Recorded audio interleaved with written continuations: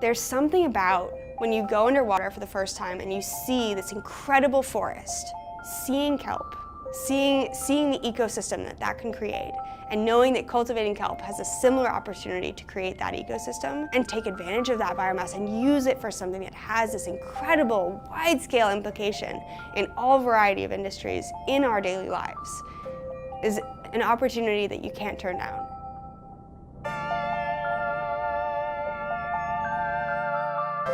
What we know is that seaweed is a really useful form of alginate, so it can be used as like a vegan gelatin. It's used in toothpaste and shampoos, but I say it's on the cusp because it could be used for bioplastics. It could replace a lot of single-use oil-based plastics, and it could potentially be a biofuel, and it could be used more widely as an animal feed or a fertilizer. So there's a lot of potential for different products that it could become. In the most basic sense, I would define seaweed aquaculture as growing a naturally abundant and beneficial crop out of almost nothing. Typically, we attach them to lines and float them out in the ocean and wait a while until they grow. Seaweeds are some of the most productive and fast-growing plants in the world, and so it's a very effective grow-out system. If you think about climate change, which is such an incredibly complex problem, we need something that is versatile. We need a solution that is versatile. And seaweed is not the silver bullet, but it can be part of that solution because of its opportunity to provide ecosystem services, draw down carbon, but also have these on-land impacts as well. Seaweed has been grown across the world for thousands of years, and it's been grown really intensively throughout the Asian continent. But not a lot of seaweed farming has been done in North America or in Europe, where there's a lot of potential to do it. The Ocean Rainforest Demonstration Project is going to be installed probably in September or October of this year, so 2022, and our permit with the Army Corps of Engineers runs through December 2024. The demonstration project is a really unique and interesting opportunity for Ocean Rainforest as a company, but also as an industry, to really test the waters and see whether or not seaweed cultivation in Santa Barbara or in California in general is actually economically and socially feasible. One of the boys in the harbor needed a deckhand, and I was laid off at the time, and I hopped on board and I never got back off. I bought a sailboat and lived on the sailboat in the marina while I was going to City College. And I started going fishing on the commercial boats and skipping class. And pretty soon I skipped enough classes that I couldn't go to school anymore. And I just started a career in fishing. And I fished for 8 years as a deckhand, all the way from Nicaragua to Kodiak, Alaska. And saved up enough money to buy my first boat, and I've been successfully fishing ever since.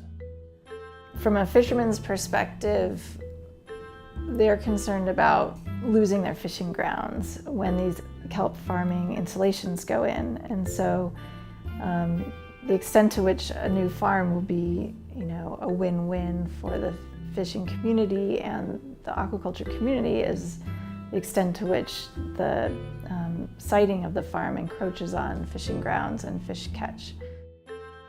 It's a hard sell, right? You're going to be losing ground.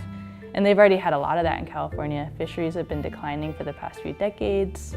Huge marine protected areas have gone in, more are going in, and this means that their livelihood is being encroached upon. And they're a small community already. So it's hard. I don't know what the answers are to make sure that everyone's livelihood is respected and that fisheries do well in the process. The active fishermen I've talked to, every single one of them oppose it because they see that's our fishing ground, that's our front yard, we don't want stuff out there. Why are you putting things in the ocean? Go farm on land. I hear all these things. It's going to be a navigational hazard. It's right on the path to the west end of Cruz. So that's the kind of stuff you hear from the fishermen. For me, if I wait for the weather to be good to go fishing out the islands, I won't be able to make a mortgage payment. I won't be able to feed my kids. I've got to go fishing when it's rough. But it's dangerous. Just dealing with the weather is dangerous. And then dealing with navigational hazards on top of that is even more so dangerous. And the idea that they are going to have hundreds of buoys, all with lines and cables off of it, in an experimental zone is alarming.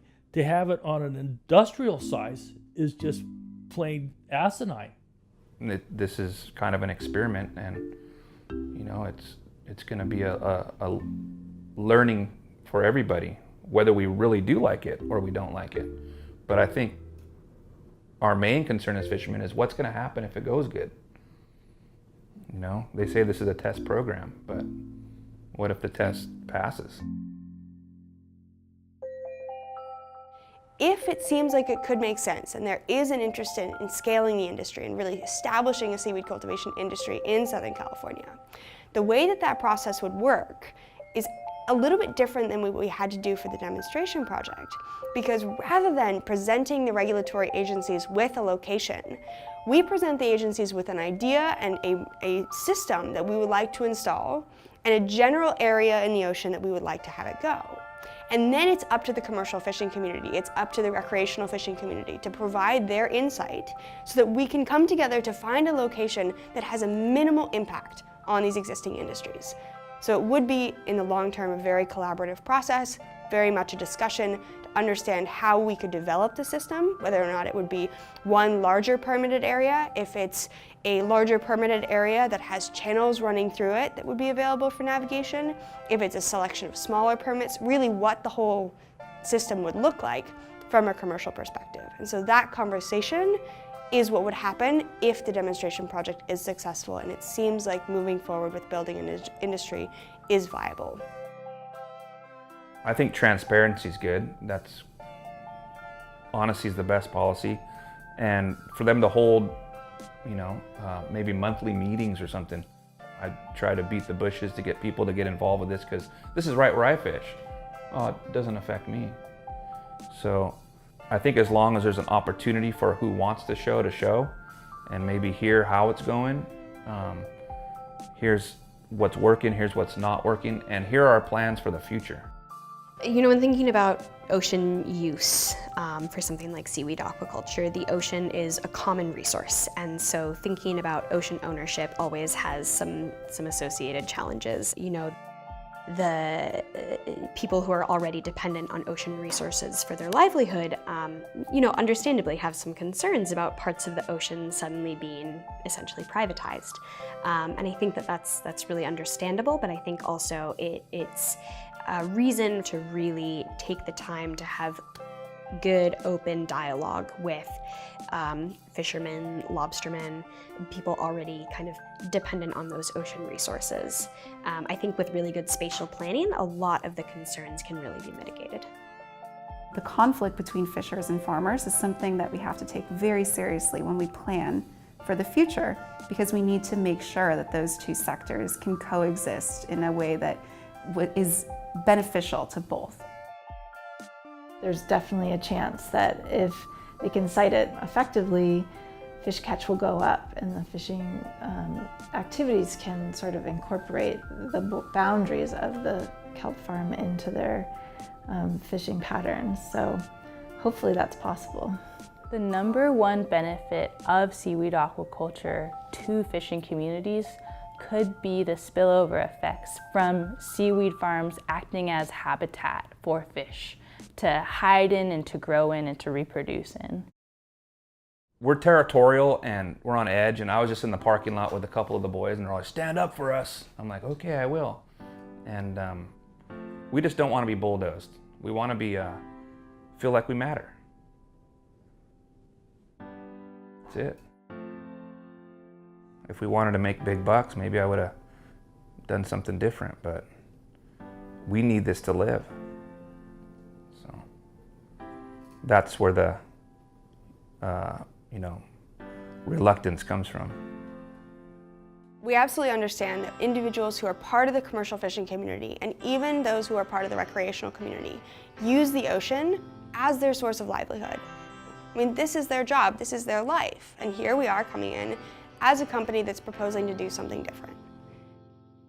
But we also recognize and we believe very strongly that there is a way for us to coexist and share the ocean space in a way that is mutually beneficial to everyone.